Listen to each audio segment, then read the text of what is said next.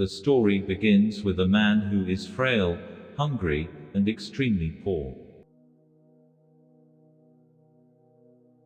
He was also very lonely, without any family of his own. The man had no job, and he begged for money and food. Every day, after asking for morsels and pennies from pedestrians on the street, the man would go back to his hut and keep all of his day's earnings inside an earthen pot hung beside his bed. One day, the man was tired of begging all day, and decided to sleep early. During his deep slumber, he began dreaming. In his dreams, he was a wealthy man with bountiful riches. He also saw that he was no longer lonely, and had a beautiful wife, and they had many children. The man dreamt that he possessed the best-in-class luxuries.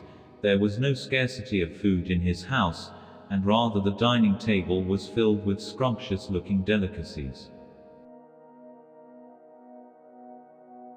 The man continued to dream and saw that his children were playing and jumping around his big mansion, and he also began to join them. While he was playing with his children in the dream, the poor began to move his legs fervently, and the earthen pot beside his bed fell and broke. The man woke up with a startle, and realized that all his riches were a mere dream. Then, he looked down to see his night's food being splattered across the floor.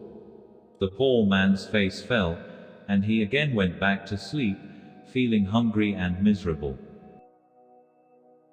This short story helps in guiding students to work hard and experiment in life. Students will also learn to be more spontaneous and smart in any given social situation. The short story about a poor family revolves around a destitute man and his unfulfilled dreams. We all have to remember that work is worship, and simply dreaming about achieving our goals is not something. The tale of the poor man conveys the importance of walking the talk, and learning the importance of being practical in our lives. Poor family story summary. A poor man struggling to achieve his dreams. Moral of the story. The poor family story moral is that building castles in the air is not enough. We have to work hard, and make the most of a situation. The poor man took recourse to beg to get by with his life. He did not try to get out of his comfort zone, and seek jobs or look for opportunities that would give him a dignified life. However, he kept on daydreaming about being, which backfired, and all his food for the night got spilled. So, we have to remember that although daydreaming and having larger-than-life goals is by no means bad, there has to be a balance between idealism and practicality for us to fulfill those goals. An important thing. Before asking him for money, you can see refusal in his eyes.